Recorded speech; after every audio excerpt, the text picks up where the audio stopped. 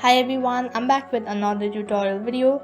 In this following tutorial, I will be guiding you on how to turn on profile view history on TikTok. So after you turn on profile view history on TikTok, then you'll be able to see who has viewed your profile on TikTok.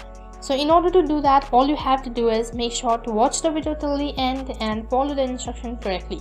Before getting started, make sure to update your TikTok application to the latest version and also make sure to check your internet connection. Now what you have to do is first of all open up your TikTok application, and after that tap on your profile icon in the bottom right corner. In case you don't have an account on TikTok, then you'll not be able to turn on your profile view history. So after you tap on your profile icon on the other page, you will be directed into profile page. So right over here you can see in the top right corner there is a foot icon. As you tap on it on the other page, there is a guideline, so make sure to go through it, and after that tap on turn on. You can see that the profile view has been turned on, and now all you have to do is wait patiently or wait until 30 days in order to check who has viewed your profile. So that is how you can turn on your profile view history on TikTok. That is all for this video. I hope the video was helpful. Make sure to like, share, subscribe and also hit the bell icon so that you never miss an update. Thank you for watching.